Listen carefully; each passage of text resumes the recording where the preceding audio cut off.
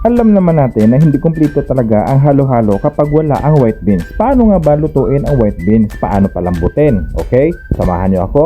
Tara, let's go! Siyempre, una natin gagawin ay hugasan natin na mabuti ang ating white beans kasi minsan mayroon itong mga insekto o maalikabok talaga ito. Kapag malinaw na ang tubig nito, pwede na natin ito isalang sa ating kalan at buksan ang apoy sa mahina lamang. Dahil ipangsahog natin ito sa halo-halo, siyempre sisiguraduhin natin na malinis at maganda ang quality ng ating white beans. Papakuluan lamang natin ito ng 20 minutes. Yes, tama ang inyong narinig. 20 minutes lamang ito papakuluan sa mahinang apoy lamang. Kapag nakita ninyo na ganito pa ang kulay ng ating white beans, it means hindi pa ito luto. Tatakpan muli natin ito at hintay tayo ulit ng mga 3 minutes. After ng 3 minutes, magiging ganito na ang kanyang itsura na parang brownish na siya. It means malapit na talaga siya lumambot at malapit na tumaluto. Maraming nagsasabi na mahirap at matagal daw itong lutuin ang ating white beans kasi may katigasan daw ito. Pero sa akin naman, may tamang technique ito para mabilis mapalambot ang ating white beans. Makalipas muli ang 3 minuto, pwede na tayo maglagay dito ng wash sugar or white sugar, pwede. Mga 1/4 din yata na ilagay ko dito kasi gagawin natin ito na minatamis na white beans para nga ito sa halo-halo kaya kailangan matamis siya. Kapag nailagay na natin ang ating asukal, halo-haluin lamang natin ito hanggat sa matunaw ang asukal na inilagay natin. Tapos hayaan lamang natin ito kahit mga 3 minuto para ma-absorb ng white beans ang ating asukal na inilagay. Nang sa ganon, kapag kinain ito, may aftertaste ito na manamis-tamis.